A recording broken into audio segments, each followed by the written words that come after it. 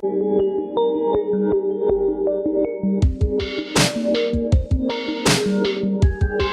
to the Damascus Road podcast. On the road to Damascus, Paul had a radical encounter with Jesus and his life was changed forever. That is what we hope and pray for here. Now, on to this week's episode. What is your favorite commercial? Because mine is definitely that Old Spice commercial, the man your man could smell like. It still makes me laugh, and it's like 10 years old. And it also worked, because I, to this day, still buy Old Spice deodorant and body wash, and it's almost like 100% certainly because of that commercial. So I want to ask, what is your favorite commercial? And is there anything that you've bought because you liked the commercial? If you do share, put it in the chat. I'm curious to hear from you.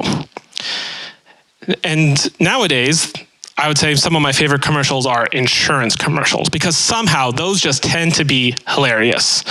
I don't know why, but they are. I love especially the progressive Dr. Rick commercials. You know, the one where he is the life coach who's helping young adults not become like their parents by confronting their newfound addiction to throw pillows like their mom, or their new interest in reading books about submarines just like their dad? Yeah. Now, I have no idea how those commercials are selling insurance.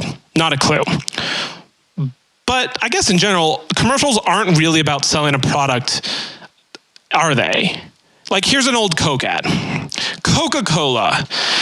It's a delightful, palatable, and healthful beverage. It relieves fatigue, and it's indispensable for men. And it is the favorite drink for ladies when thirsty, weary, and despondent. So catchy, even if maybe those claims might sound a bit dubious. But hey, at least it's about Coke. It's selling you Coke. You know what it's about. Here's a more modern Coke ad. Together tastes better. What does that mean?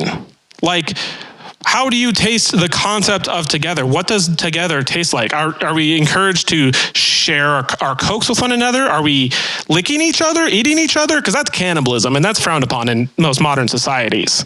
And any of this, even worse idea now with the pandemic. What are you encouraging, Coke? What are you trying to sell us? Not a clue. And even that Old Spice commercial that I love, it's just surreal. It doesn't tout the cleaning power of Old Spice or the effectiveness of its antiperspirant.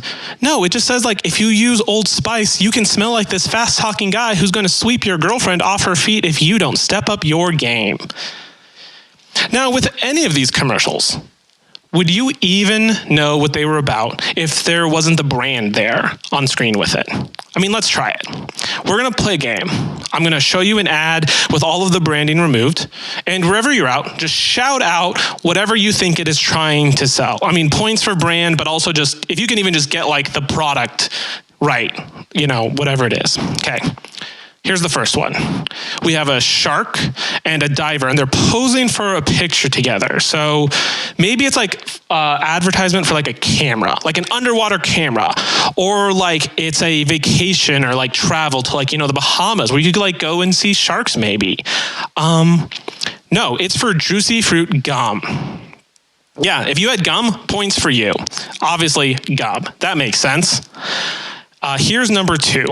Okay, start shouting out your answer. I mean, clearly, look, this is for tea. Whoever first person to shout tea, you clearly won. He's got a nice hot cup of tea to warm him on this cold, frozen night, right? No, it's for Listerine mouthwash. I don't get it. I think it's to say that, like, if you have good breath, people will listen to you when you're about to like ride a boat directly into a iceberg, which is pretty dark. I think that's where this is going. I don't know. It's not for tea. It's for mouthwash. Okay. Now for number 3. Here's number 3. Number 3, this one's pretty retro. So you can tell, like, this isn't necessarily a new trend. It's been like this for a while. What could this be for? Okay, that dog, honestly, I think that dog looks pretty chunky and they have to carry it. Like, the dog can't even walk on its own. So maybe it's for like a healthy brand of dog food. You know, that dog could probably shed a few pounds. Nope, it's a Levi's ad. It's for jeans. I guess, to be fair, they are wearing a lot of denim. So there you go. It's for Levi's. Okay, here's the very last one. Look at this one. This one is insane. There's chicken, and I see potatoes and bow ties around. There's a giant oven. Clearly, this is some misguided fast food ad, right? I mean, I did get some Raising Cane's last night after staring at this ad, so it's effective, right? But nope, that's not what it's for. It's for Folgers coffee. Duh, I don't know. Now, if you got any of those right, go ahead, put it in the chat, and Ryan Miller will be in touch with you soon about your prize. I don't know what it is. It's up to him. Now, how were any of these ads supposed to sell gum, or mouthwash, or jeans, or coffee? I don't know. These ads aren't super clear, and they're not really about the product. Instead, they're all just trying to sell us on some idea or identity or value that they can try and tie to their product. One way or another, ads, maybe not these, I don't know, but in general, ads are trying to sell us the good life. Because it isn't about the product, but it's about this like lifestyle that would go with it. You know, if you see an ad of somebody who's relaxed in a nice chair, maybe you'll buy that chair that they're using. Or you see someone off on an adventure, so maybe you'll drink the soda they're drinking, because that's the soda of action and excitement. Or consider there's those ads, the Lexus ads that show someone giving a car to their spouse for Christmas. And that is an insane idea. My wife would be so mad at me if I did something like that without talking that through with her. Like, that's a car. We got to talk about that purchase. Like, even if I was just buying her like a used Honda, like, we're going to talk about that first. But here's the idea. I think this is the idea behind those commercials, is that if I drove a Lexus, you know, they're getting me to sell this idea that if I drove a Lexus, well, then maybe then I would look like the kind of person who could buy a Lexus for their spouse for Christmas. I think that's the idea they're trying to sell us on. Now, we see ads all the time. They're everywhere. Experts estimate that we see upward of 4,000 advertisements a day, all designed to stoke our desire and get us to buy and to consume more and more. Now, this isn't just like commercials we see on TV or print ads or billboards. Social media is saturated with ads and brands and images promoting a lifestyle that we are supposed to want and probably do want at least a little bit. And through all of these advertisements, we are bombarded with messages concocted to convince us to buy more and more of whatever it is that they are selling. And these messages make up the gospel of consumerism, and they're all of them are based on lies. Some of them are based on these lies of glamour. Ooh, buy this shiny new thing, and you will be glamorous like all of those people that you see in the movies or on TV. You'll be happy when you have the glitz and the glam. Buy the clothes and the jewelry of your favorite celebrity. Get the watch that this athlete wears. Drive the luxury car. Now, there's real beauty, in the world, and beauty has depth and meaning. But glamour is just kind of this shell that poses for beauty. Glamour is shallow, and it quickly fades. Now, our world loves glamour, but glamour ultimately distracts us from God. And glamour tries to take God's place at the center of our lives. We imitate what we think is glamorous and we try to fill our lives with it. We model our lives after the lifestyles of the glamorous, but none of it lasts. The sparkles fade and the glamour wears away. Other ads we see use the lie of scarcity. There isn't enough, so get it while you can. Don't miss out, buy it now, because if you don't, you won't have it, and then you'll need it, and you won't be enough. They sell a scarcity mindset, which tells us that there is never going to be enough. There's never enough. This applies not only to possessions, but it can also apply to time or to your own self-worth. There isn't enough time, so you can never slow down. You need to buy this time-saving device. Or you'll never be enough. So you got to keep earning that worth. You got to keep grinding and keep going until you can buy the sleekest and the coolest car or gadget. Well, then you'll be enough. Maybe. But most of all, we hear these lies of more. More will make us happier. Just as the smarmy salesman villain of the latest Wonder Woman movie has declared, life is good, but it could be better. All of this advertising tries to spark within us dissatisfaction with whatever it is that we have, and it drives our desire for more. Buy more stuff, travel to more places, watch more movies, eat at more restaurants, do more, live more, have more, pursue more, experience more. And we come to believe that more is the solution to all of our problems. Well, are you unhappy? This will make you happy. Don't believe me? How would you know until you try it and you buy it? Buy a bigger home, get more clothes, a new computer, upgrade to the latest iPhone. Get this gadget that will fix that problem. Buy more, whatever. And now the core to all of this, of course, is money. Because it takes money, after all, to buy more, to pursue glamour, to stave off scarcity, at least in the world that we live in right now. The world of consumerism, of commercials, of advertising tells us that more money can buy us happiness. But we also hear from others, especially in sermons and teaching from religious leaders, that money cannot buy us happiness. And the truth is kind of in the middle, because money makes us happier up to a point. I mean, let's not glamorize poverty. Money does make us happier up to and until it covers our basic needs of food and clothing and shelter. That's what makes this whole lie of more and of money so dangerous, because there's some truth to it. It's a half truth. We need some money. We just don't need more. In fact, psychologists and economists from Princeton have studied this, and they've determined that $75,000 a year is the limit beyond which money is just not going to make us happier.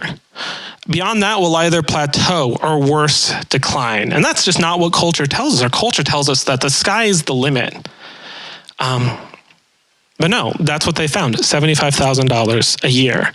And they determined, again, these are smart people from Princeton, determined that this is not just an average that varies from like place to place. Like it's not one thing in like San Francisco, which has a super high cost of living, and another thing in like Nebraska. No, like this is the limit everywhere.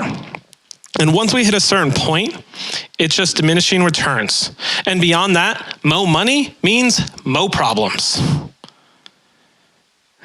And so after this point, more is not actually better. It's proven, no matter what these lies of consumerism tells us. And wherever we are at in our lives, let's be honest, what has more actually gotten us? Because a lot of us aren't at that point yet, and yet we may have already discovered more isn't what it's shaken up to be. Are we actually happier? Are we more fulfilled, more content, more satisfied? What do we actually have because of more? More clutter because we all have too much stuff now? Or more house to clean or yard to care for? More stress because we are working so hard to earn all of this money so that we can buy it all? More anxiety because after all of this, it's still not enough. Less security then, because we just have so much more to protect. Less time, because all of this costs time as well as money. Time cleaning and caring for it, organizing it, using it. Less fulfillment, because no amount of stuff or work or hurry can actually satisfy us. What if more stuff equals less of what matters most? What if the formula more stuff equals more happiness is just bad math? Wherever we fall on the socioeconomic stratum, the most important things in life aren't things. They're relationships with God, with family, with friends. So what if more never satisfies, is never enough, never gets us that glamorous life? So what is the solution? Can we buy something different that can fix the problem for us? Can we enroll in a program or subscribe to an app? Well, I have just the thing for you. or rather Jesus does. Are you tired, worn out, burned out on religion? Come to me, get away with me, and you'll recover your life. I'll show you how to take a real rest. Walk with me and work with me. Watch how I do it. Learn the unforced rhythms of grace.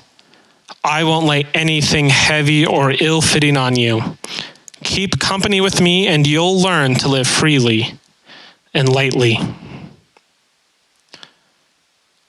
Now that sounds great, doesn't it? Can I buy that for just like 28 easy payments of $99.99? No, I can't. Because I'm not selling something new, but instead suggesting something that is not bought or sold. A new way for engaging with the world of more. Because we will never be able to buy satisfaction. We'll never be fulfilled. We'll never find rest in the world of more. Because whatever satisfies us, what fills us, or what offers us rest is not of this world. But as Dallas Willard explains, desire is infinite, partly because we were made by God, made for God, and made to need God, and made to run on God. We can be satisfied only by the one who is infinite, eternal, and able to supply all our needs. We are only at home in God. When we fall away from God, the desire for the infinite remains, but it is displaced upon things that will certainly lead to destruction. We have infinite desire in finite souls. This can leave us in a constant state of hurry, working for more, hustling for more, shopping for more, pursuing more, chasing after more. Nothing in this life apart from God can satisfy us or sustain us. Nothing will be enough. But Jesus instead offers us a new way to do life, a new way to work and to play and to rest. Not a product to be bought and sold, but a way to live freely and lightly. More just leads to more hurry. So as we've done for the last few weeks, we're going to turn to the life of Jesus to learn the ruthless elimination of hurry. Now, we first need to realize that Jesus was not as poor as we typically imagine him to be. Now, certainly, Jesus was not rich. He wasn't wealthy, but he did work as a tradesman before launching his ministry, something that could earn him a living wage. And then once he began his ministry, Jesus was supported financially by donors, mostly upper-class women, who covered the expenses of him and his disciples. I mean, it was enough that he even needed one of the disciples to manage the budget. Now, it was Judas who stole from their funds, so, is what it is, but still. And then Jesus, we see he had rich friends as well as poor friends. There are a number of stories of Jesus attending parties or dinners at the homes of rich people. I mean, so much so that he was called a glutton and a drunkard. And then even at the cross, Roman soldiers cast lots. They gambled to win his robe because it was nice and it had real value to it. So Jesus navigated the tensions of enjoying the good things and the blessings of God's creation and sharing with those in need. He frequently enjoyed a good meal in a friend's house while inviting the outcast to join him. He spent time with the rich and with the poor, teaching, healing, caring for their souls, and addressing the problems of their lives. And at the same time, Jesus takes a pretty strong stance against accumulation. He's not vague about it. He tells the rich young man to give away his wealth and his possessions. He teaches that the poor are blessed, and he encourages radical generosity over storing up excess. And when we hear these teachings, it's important to understand that Jesus isn't giving us arbitrary rules like something like the speed limit, for example. Sure, the sign says you should go 35 down Speedway, but what does it hurt if you go 40? To To be clear, this is not like an official endorsement of speeding. I'm just using this as an example. Now, Jesus' teachings, on the other hand, he's teaching us about the way that the world works. Going against Jesus' teachings doesn't just get us a slap on the wrist like a ticket for speeding, but instead ruptures our relationship with God. And it goes against the grain of the universe that God created.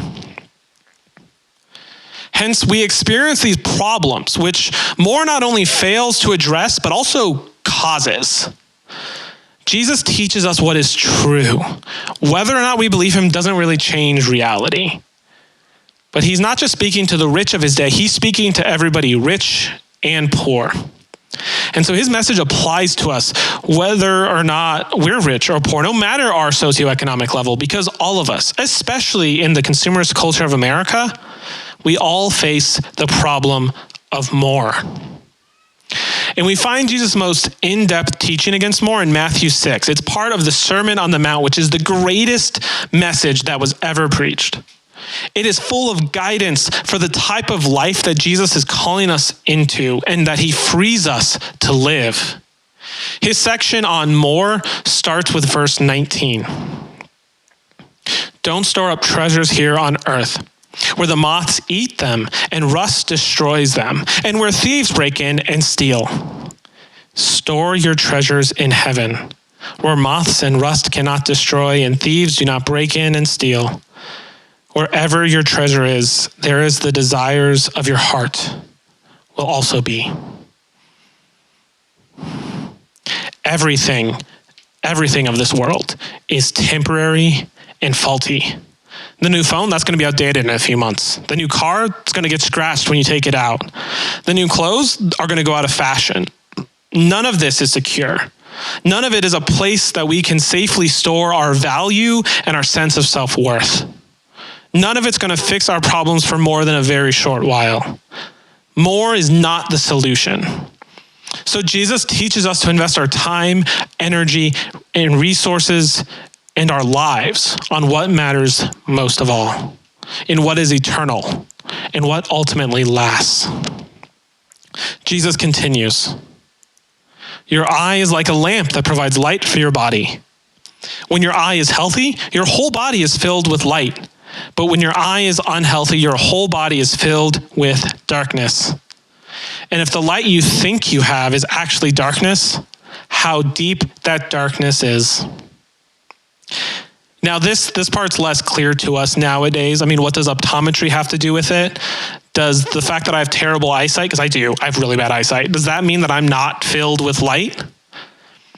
Now, to understand this, we do need to understand that this is actually a first century idiom. Having a healthy eye meant that you were, one, focused on living with a high degree of intentionality in life, and two, that you were generous to the poor. Basically, it means that you are able to see what really matters in life instead of being distracted by glitz and glam, and you see those in need instead of all of the stuff that you do not need. So how is your vision? Where do you have your eyes focused? Do you see what matters most? Do you see your neighbors, the poor and needy around you, the classmate who's feeling anxious, who's struggling and worried about their future? Do you see the coworker whose marriage is challenging and whose children are suffering? Do you see the friend who's feeling alone and depressed? Can you see your own problems, your own need for God clearly and honestly? Or are you distracted by the problems of more in the world? I mean, after all, you have Amazon Prime. All the solutions to all of your problems, they're just one click and same day shipping away. And then you can hide from the world in a fort made out of the boxes. And I mean, they even have smiles on them. Wouldn't that fix it? Oh, but then of course you're just surrounded in darkness and you're cut off from all that really matters in the world. So we have to choose. Where are we going to focus our sight? Where are we going to turn? Who are we going to serve? Jesus continues, no one can serve two masters, for you will hate one and love the other. You will be devoted to one and despise the other. You cannot serve God and be enslaved to money. Again, cannot, not should not. For Jesus, it's a non-option. We cannot serve God and the system of more and more and more. We can't live in freedom with Jesus and get stuck and get sucked into the overconsumption that is so normal in our society. It will become an idol and an object of our worship. Consumption will consume us. Money and God, more and freedom, hurry and rest. These are all mutually exclusive. We have to pick. And then Jesus, he wraps up this teaching by casting a vision for what life in resistance to more looks like. And it's a life free of worry.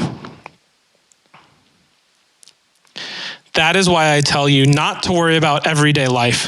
Whether you have enough food and drink or enough clothes to wear. Isn't life more than food and your body more than clothing? Look at the birds. They don't plant or harvest or store food in barns, but your heavenly Father feeds them. And aren't you far more valuable to him than they are? Can all your worries add a single moment to your life? And why worry about your clothing? Look at the lilies of the field and how they grow. They don't work or make their clothing. Yet Solomon in all of his glory was not dressed as beautifully as they are. And if God cares so wonderfully for wildflowers that are here today and thrown into the fire tomorrow, he will certainly care for you. Why do you have so little faith? So don't worry about these things, saying, what will we eat? What will we drink? What will we wear? These things dominate the lives and the thoughts of unbelievers. But your heavenly Father, he already knows all your needs. Seek the kingdom of God above all else and live righteously, and he will give you everything that you need. Through his teaching, Jesus ties more and money and consumption to worry. Now, to be very clear, this isn't a comment about anxiety as a real and very important to understand and very serious mental health condition. But instead, this is about worry as a concern for how we will keep up with the more and the accumulation that is all around us. Jesus teaches us that what we worry about is what we worship. If we worship money, it's going to eat us alive. But when we find that we have enough in God, we don't have to worry about more. We're not stressed by scarcity and we're not tempted by glamour. We are able instead to find rest in God. More distracts us and divides us. We need more stuff. We need to be glamorous. We need to flee scarcity. More pulls us in all sorts of directions. What I'm suggesting in light of more, as we see modeled and taught by Jesus and imitated by his followers for generations, is the practice of simplicity. Now, here's how I define it. Simplicity is the practice of centering our lives around God. With God at the center, we then carefully add what is most important first, and then consider what else we add to our lives so as to avoid busyness, clutter, and pursuits that take our lives farther and farther from God. Simplicity strips the trappings and problems of more away. It places God at the center and intentionally builds up and fills in our lives around God. This is an intentional resistance to the message of more and consumption that we see in the world. Advertising tries to sell us the good life. But Pastor Adele Calhoun describes what this really means in the modern world. The good life is often defined by how full, busy, and complicated our lives are. Modern life is not simple. It is always about adding one more thing. What is that one more thing that you think is between you and the good life? Now, it may not even be a thing. It could be graduation or marriage, children, or a better job or retirement or whatever it is for you on the horizon. But we are convinced that this is what lies between us and the good life that the world is trying to sell us. There will always be more. There's always something out of reach. But in Jesus, we can find something that money will never buy us and more will never get us. With simplicity, we turn to Jesus.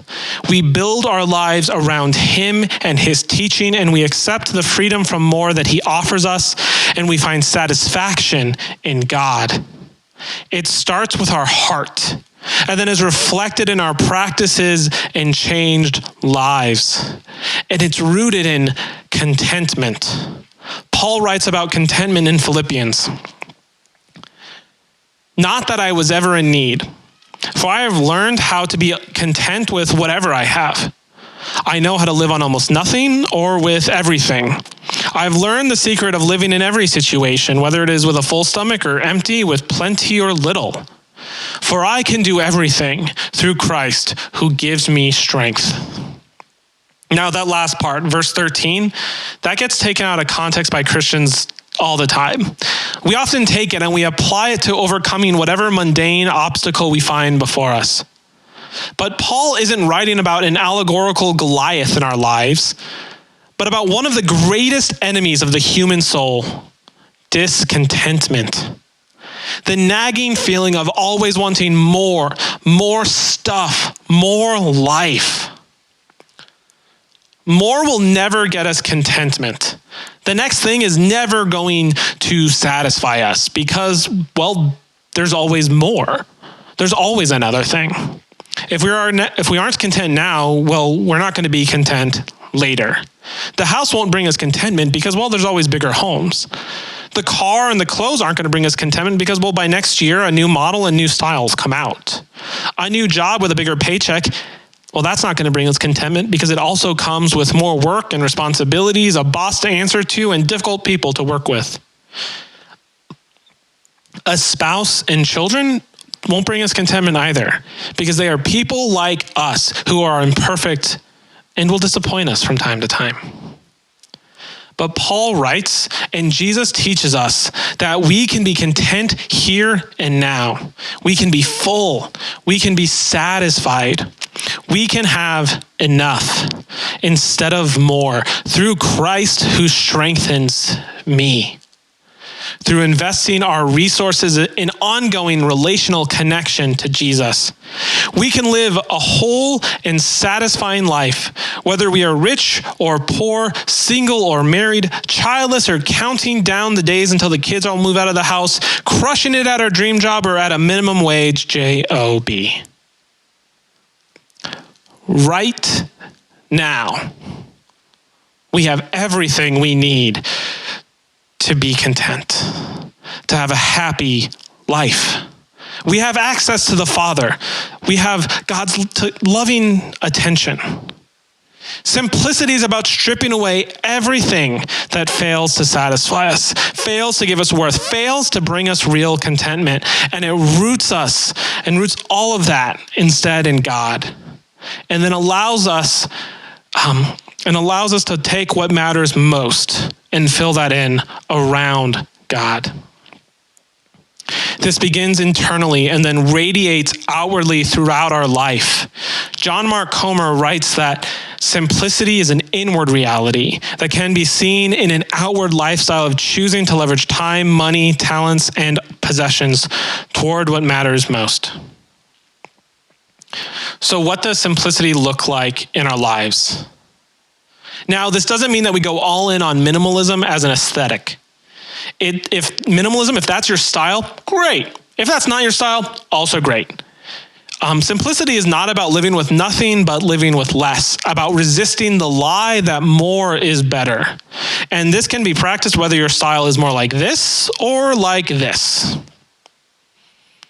And to understand more what this means, consider a desert. Now, what do you imagine?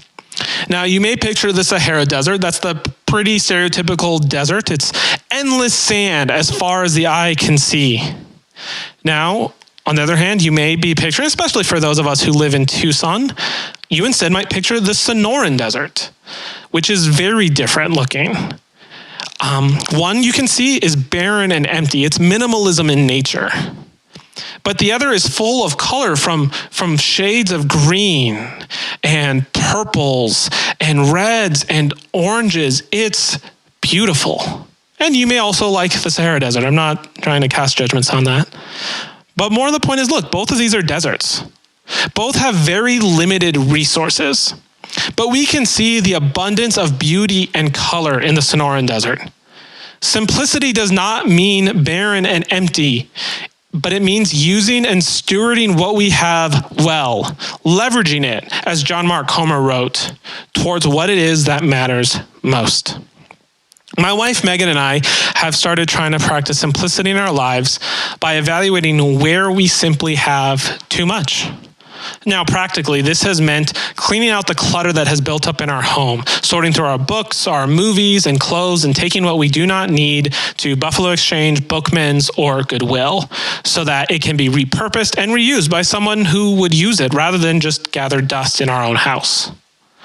It has meant getting some different furniture that better suits our needs. And as we clear out stuff, we have to be intentional about what we let back in, focusing on what we can intentionally use to help us to cultivate the habits and practices that we think will help us root ourselves in God.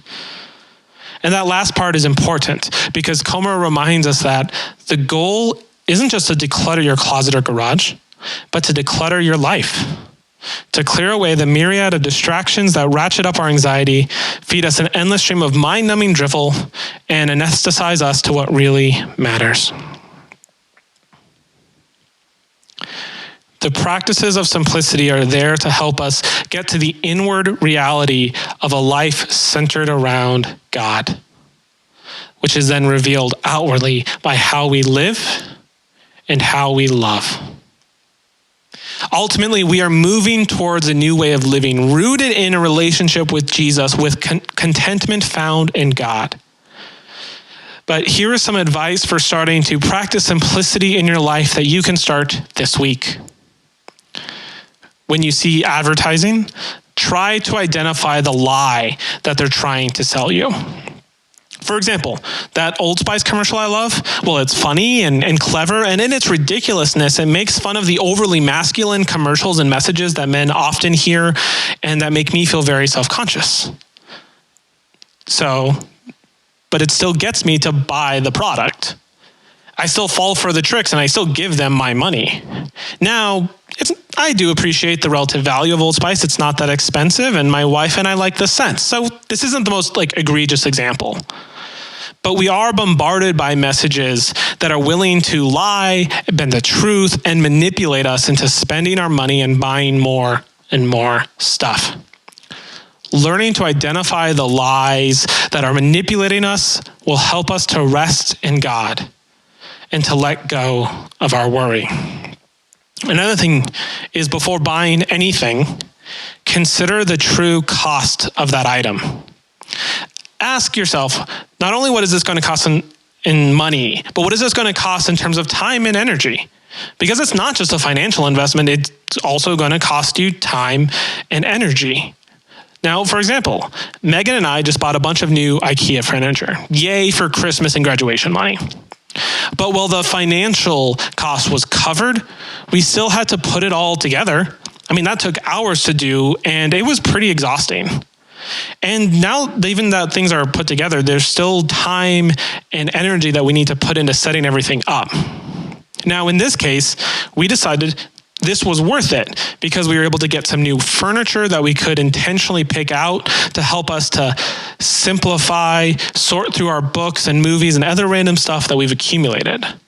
We were able to choose what we put on our new shelves that will give us nudges towards desired habits, like crafts for Megan or board games that we can play together instead of watching TV. And we've been able to put up books next to our bed that we could read instead of being distracted by our phones. Now, a sub-point of this is what I call resisting the chip dip fallacy. Now, you may wonder, what is the chip dip fallacy? What does this mean? Well, it's when I have chips and I have dip, but then I run out of chips, but I still have dip left. So what do? I get more chips for my dip, but then I run out of dip. but I still have all these chips that I just got, and I'm not going to waste those. So I get more dip for my chips. And, it's this endless cycle of getting more chips for your dip and then more dip for your chips. And it goes on forever. And I'm pretty sure every single one of us, all of us have experienced this vicious cycle in some form. But the core of it is that we think the solution to our problem is more. So we eat more, we get more, we buy more, and the true cost just keeps going up and up and up. See, for example, in my life, another example of this, about a month ago, my wife and I were waging a silent, possibly one-sided battle for the hangers in our closet. There weren't quite enough for both of us to hang up all of our clothes. So I started thinking, we need to get more hangers. The reality is, we needed less clothes. More hangers, well, that just lets us get more clothes. And more clothes mean I wear the clothes that I already have less, which means the clothes I already have just keep getting pushed farther back to the back of my closet or drawer, and then they get forgotten. Less hangers, on the other hand, means that I need to go back through my clothes and I need to sort through what I already have. Do I really need more? Or by sorting through my clothes, will I find a forgotten shirt that I should wear again? Or force me to consider that, well, should I really keep a shirt that I haven't been wearing? So as you consider the cost of something, really consider the full cost of it. Do I actually have the time and energy for it, to use it, to put it together, to just deal with it? Do I actually need less instead of more? I need to resist that chip dip fallacy. And then when you do buy something, well, now you're in a better place to honestly consider what you are buying, and you can be more intentional with your spending. Now, would buying this, does this just get me more stuff, or can I spend my money on something else that better reflects my values instead? And then another way that you can better practice simplicity when you still need to buy stuff is to intentionally limit your choices. A lack of variety, let's be clear, is not a problem that we face in our culture, but instead it's just another temptation towards more. So buy less variety. For example, you could have 2 good options for breakfast so that you're not starting your day with overwhelming choice. Or you could sort through your clothes and organize your outfits and donate the excess. Don't keep the clothes that you don't wear, even if you tell yourself, well, I might wear it someday. Now, John Mark Comer, he claims that he is down to 2 outfits per season, which is crazy. And I cannot wrap my mind around how that works. Like, is he doing laundry every day and he's just washing yesterday's outfit for tomorrow?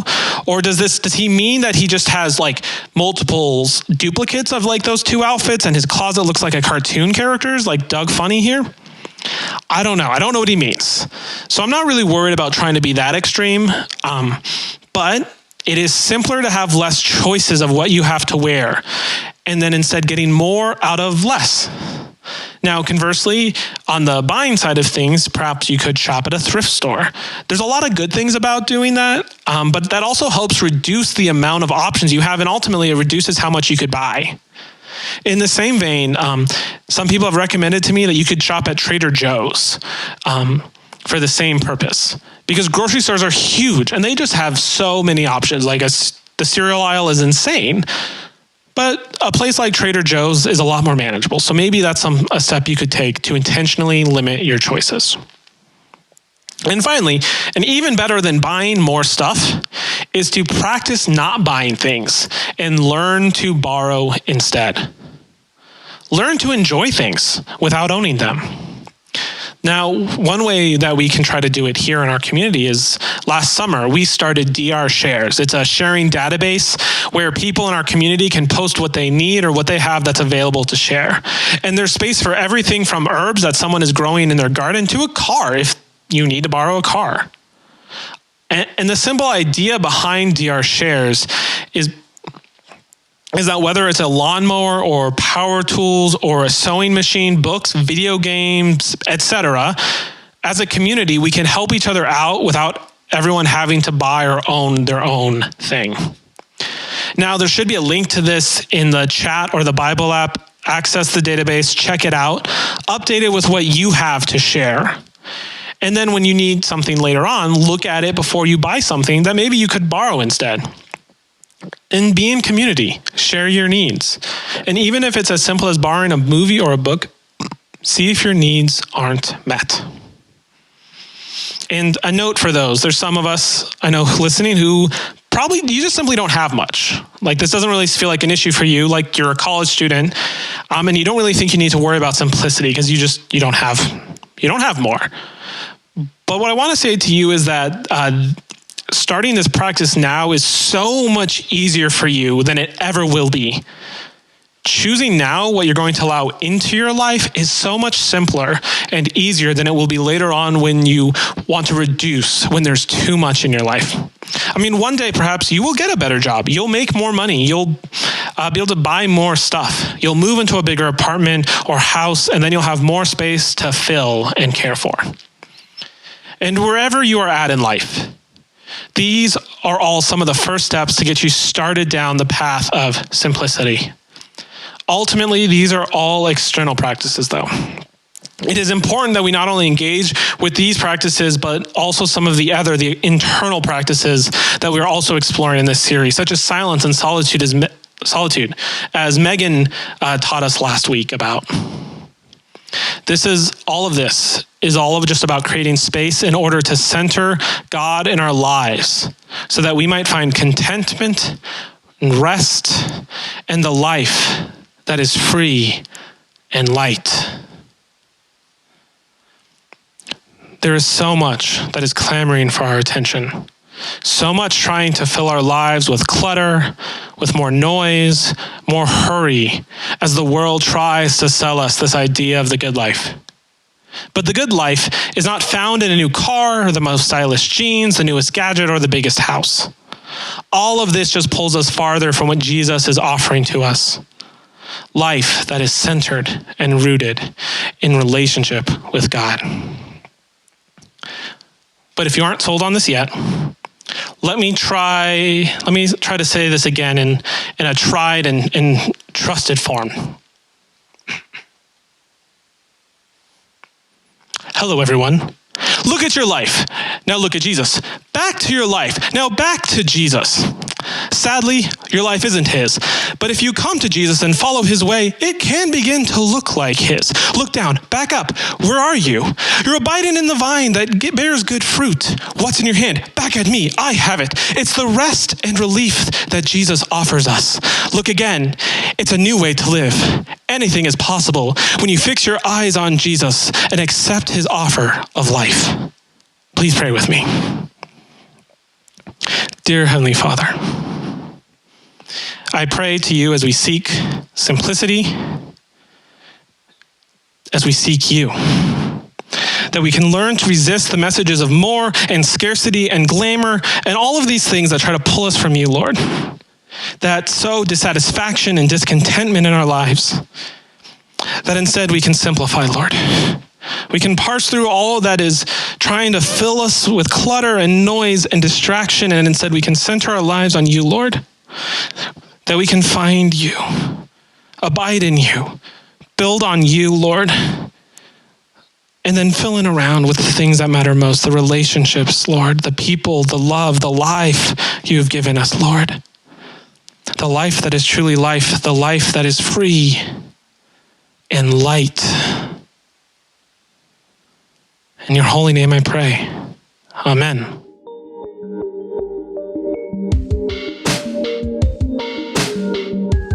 Thank you for joining the Damascus Road podcast. Our mission is to follow Jesus together by being with God, loving everyone, transforming people, developing leaders, growing new ministries, and changing the world. You can find out more about us online at DamascusRoadTucson.com.